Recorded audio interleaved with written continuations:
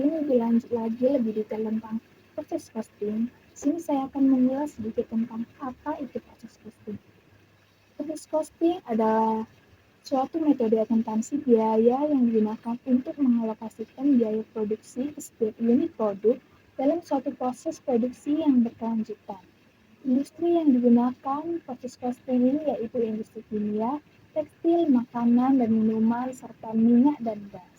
Dalam proses costing ini pula, biaya produksi itu seperti bahan baku, tenaga kerja langsung, dan overhead pabrik yang dibebankan ke departemen atau tahap-tahap tertentu dalam proses produksi. Kemudian, biaya tersebut dialokasikan ke unit produk berdasarkan sejumlah kriteria seperti jumlah unit yang diproduksi atau volume produksi. Nah, karakteristik dari proses costing itu ada 3. Yang pertama yaitu produksi massal dan kontinu, yang dimana proses produksi berlangsung terus-menerus dalam jumlah besar. Yang kedua yaitu produk yang seragam, yang dimana setiap unit produk identik dan tidak ada variasi dalam produk akhir. Nah, yang ketiga yaitu pembebanan biaya ke departemen atau tahap produksi, yang dimana biaya dibebankan ke setiap tahap produksi atau departemen.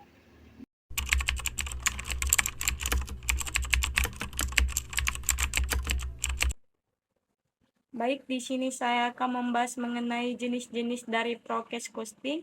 Yang pertama ada biaya standar, yang kedua ada metode rata-rata tertimbang, dan yang ketiga ada metode FIFO atau first in, first out. Jenis yang pertama itu ada biaya standar atau standar cost, yang merupakan biaya bahan baku yang dihitung berdasarkan perkiraan dari manajemen itu sendiri. Pada jenis biaya ini, biaya aktual produk tidak akan dipertimbangkan. Nah, cara ini berguna bagi sebuah perusahaan yang rutin menghasilkan produk-produk yang sama. Metode biaya standar ini menggunakan biaya yang telah ditetapkan sebelumnya untuk bahan baku langsung dan biaya konversi, atau untuk biaya tenaga kerja langsung dan biaya overhead pabrik per unit produk. Nah, metode ini sangat membantu mengidentifikasi adanya selisih antara biaya aktual dan biaya standar, yang kemudian dapat dianalisis sebuah penyebabnya itu apa. Yang kedua itu ada metode rata-rata tertimbang. Nah, jenis yang satu ini akan menghitung biaya-biaya dari keseluruhan unit yang diproduksi dalam satu periode tertentu. Nah, yang kemudian membaginya dengan total biaya dari jumlah unit yang diproduksi. Metode ini sangat cocok digunakan oleh sebuah perusahaan yang membuat produk-produk dengan beban biaya yang konsisten. Proses costing yang ketiga itu ada metode FIFO atau first in, first out. Metode ini akan berfokus pada pembebanan biaya yang masing-masing unitnya berdasarkan dengan urutan produksinya.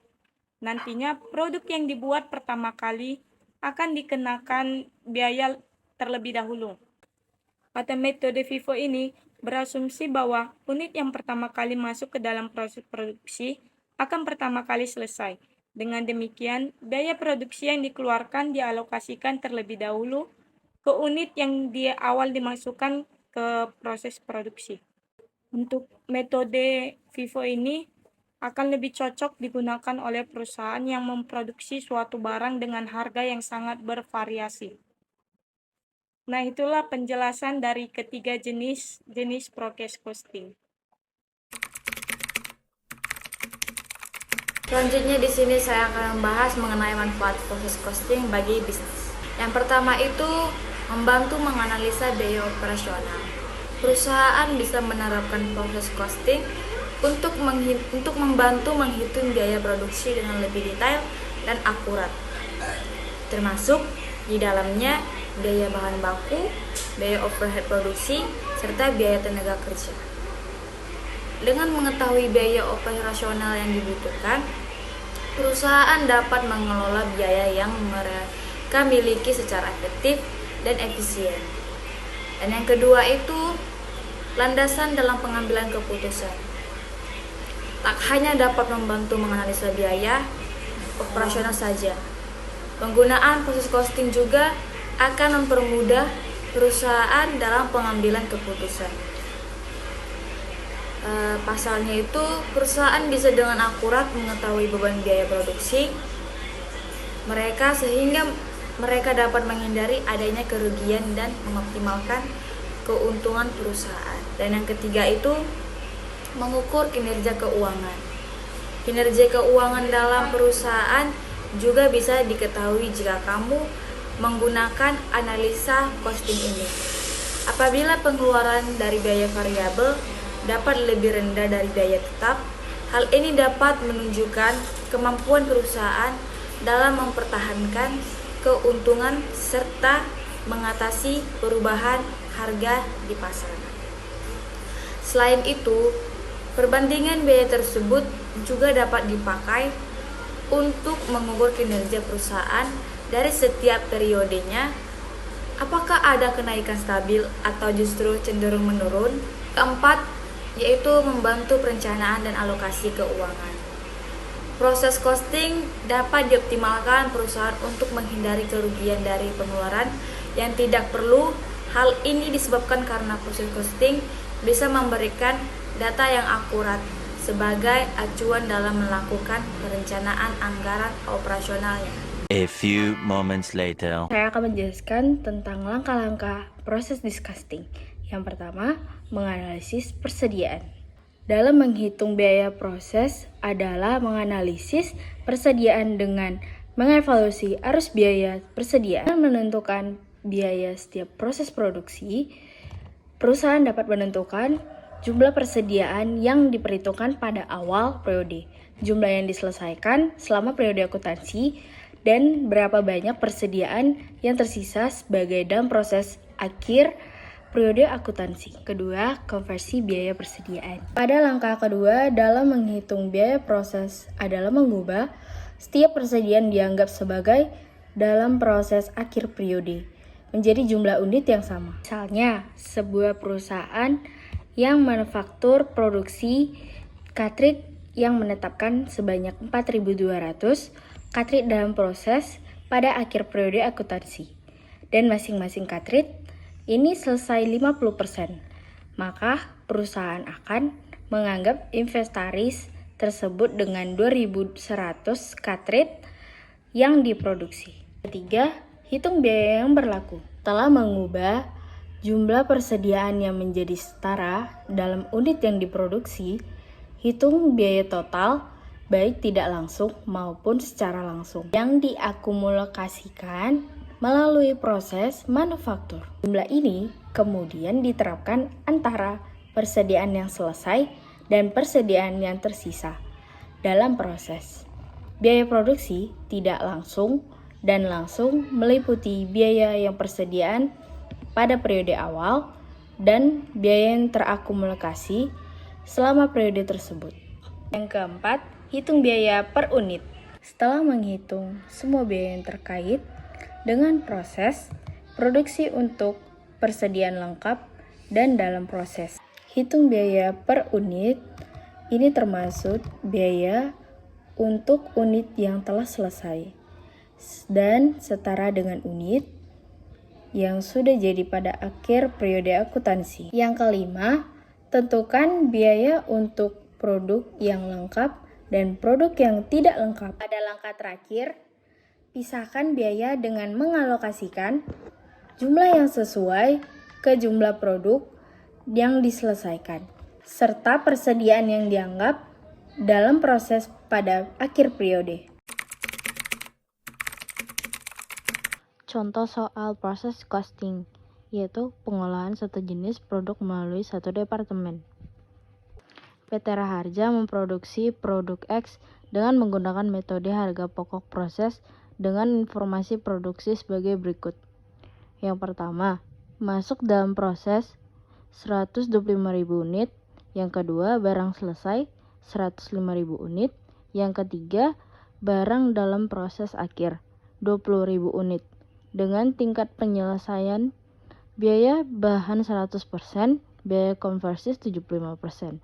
Informasi biaya yang pada bulan Januari 2010 terdapat: pertama, biaya bahan 5 juta, Yang kedua, biaya tenaga kerja 2.400.000.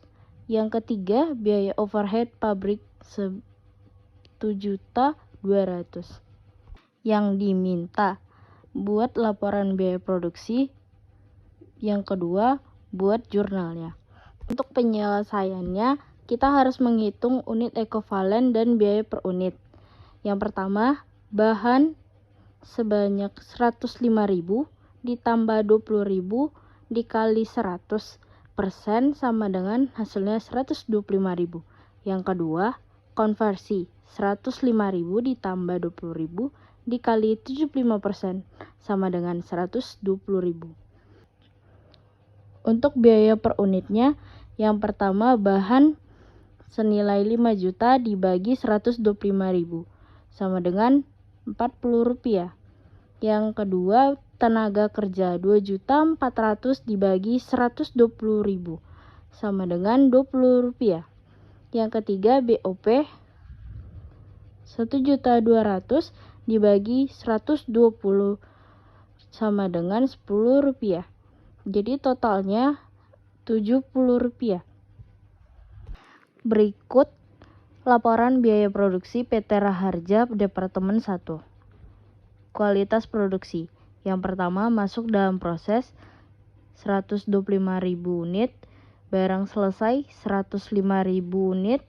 Yang ketiga, barang dalam proses akhir atau BB senilai 100% atau BK 75%. Pada biaya yang dibebankan, yang pertama jenis biayanya bahan senilai 5 juta. Yang kedua, tenaga kerja 2.400.000. Yang ketiga, bahan 1.200.000. Totalnya 8.600.000. Sedangkan biaya per unitnya Rp70. Untuk perhitungan harga pokok barang selesai ke gudang 105.000 dikali Rp70 sama dengan Rp7.350.000. Harga pokok BDP akhir, yang pertama bahan 100% dikali 20.000 dikali Rp40 sama dengan totalnya Rp800.000.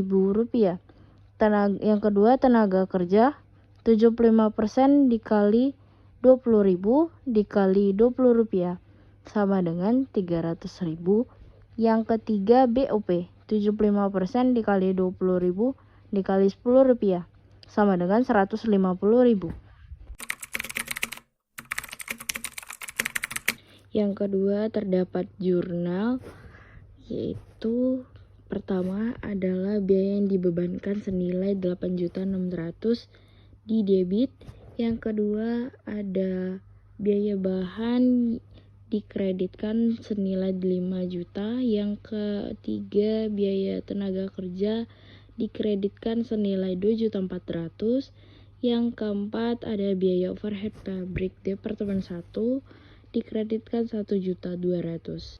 Yang kelima, terdapat harga pokok barang selesai ke gudang senilai 7.350.000 didebitkan.